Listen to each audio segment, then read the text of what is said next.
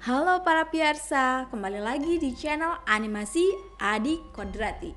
Bersama saya Nye Chandini yang akan menemani kalian menjelajah dunia Adi Kodrati dan juga misteri-misteri dunia. Dan di video ini kita akan membicarakan tentang legenda Adi Kodrati di dalam negeri, Jalangkung. Tapi sebelum kita mulai, jangan lupa untuk subscribe di channel ini dan aktifkan tanda lonceng ya. Mari kita bersama-sama membangun channel ini agar berkembang menjadi komunitas yang besar. Terima kasih pemirsa. Jalangkung sudah dikenal luas di Indonesia karena cerita yang turun-temurun serta meledaknya film horor Indonesia yang selalu menggunakan Jalangkung sebagai judulnya. Jalangkung sendiri biasanya dibuat dari sebuah gayung air yang umumnya terbuat dari tempurung kelapa yang didandani pakaian dan bergagang batang kayu. Setelah melakukan beberapa ritual, maka jelangkung yang dibuat tadi bisa bergerak-gerak dan ini menandakan jika jelangkung tadi sudah kemasukan jin atau makhluk halus lainnya. Tapi apa kamu tahu dari mana asal-usul permainan jelangkung ini berawal? Asal penggunaan istilah jelangkung diduga berhubungan dengan sebuah kepercayaan tradisional Tionghoa yang telah punah. Ritual ini adalah tentang adanya kekuatan dewa Poyang dan Moyang, yaitu Cailanggong, dewa keranjang, dan Cailansi yang dipercaya sebagai dewa pelindung anak-anak. Permainan Cailanggong juga bersifat ritual dan dimainkan oleh anak-anak remaja saat festival rembulan. Dalam ritual Cailanggong, dewa Poyang dan Moyang dipanggil agar masuk ke sebuah boneka keranjang yang tangannya bisa digerakkan. Pada ujung tangan boneka tersebut diikatkan sebuah alat tulis, biasanya kapur. Boneka tersebut juga dihiasi dengan pakaian manusia, dikalungi kunci dan dihadapkan ke sebuah papan tulis, sembari menyalakan dupa. Saat boneka tersebut menjadi terasa berat, menurut mereka menjadi pertanda bahwa boneka itu telah dirasuki dewa dan bergerak mengangguk sebagai pertanda setuju setelah ditanyakan siap tidaknya untuk ditanyai. Jawaban-jawaban dari pertanyaan yang diajukan akan ditulis oleh dewa yang merasuki boneka tersebut pada papan tulis yang disediakan.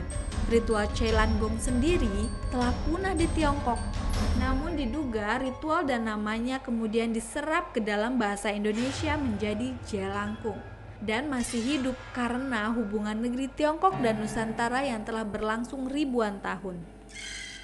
Berbeda dengan Cailanggong, media yang digunakan untuk menampung dewa yang dipanggil dalam Jalangkung adalah gayung penciduk air yang diiringi dengan nyala kemenyan dari perapian.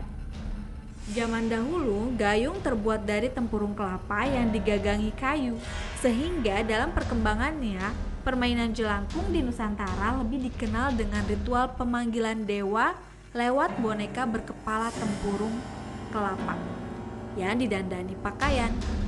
Tetap sebagai permainan anak, boneka ini akan dipegang oleh dua anak yang masih kecil dan dipandu oleh seorang pawang yang memanggil dewa dengan sebuah mantra. Jawaban dari semua pertanyaan akan dituliskan pada sehelai kertas batu tulis atau kapur. Ritual ini dalam perkembangannya di Indonesia mulai digunakan untuk hal-hal selain permainan belaka, seperti untuk mencari informasi tentang diagnosa penyakit dan pengobatannya oleh praktisi kesehatan non-konvensional. Seperti permainan Cailanggong pendahulunya, permainan ini biasanya dimainkan secara beramai-ramai pada saat terang bulan. Dan bila makhluk halus tersebut datang, makhluk tersebut akan memperkenalkan dirinya dan bercerita dengan menggunakan bantuan alat tulis.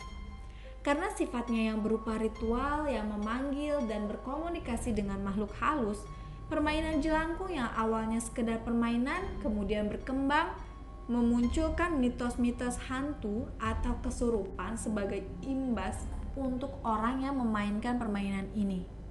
Mitos tersebut umumnya adalah bila permainan ini diakhiri tanpa melepas atau berpamitan dengan makhluk halus yang masuk ke dalam boneka, makhluk halus tersebut dapat menjadi marah dan bisa membuat masalah untuk para pemanggilnya.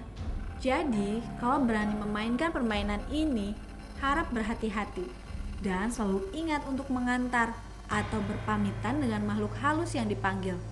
biar nanti tidak terjadi apa-apa dengan kalian. Nah, itulah dia cerita kali ini mengenai jalanku. Bagaimana pendapat kamu? Tulis komentar kalian di kolom komentar ya. Jangan lupa juga untuk men-share video ini ke teman-teman kalian. Kalau kalian ada ide menarik untuk video selanjutnya, bisa juga komen di bawah. Sampai bertemu di video selanjutnya.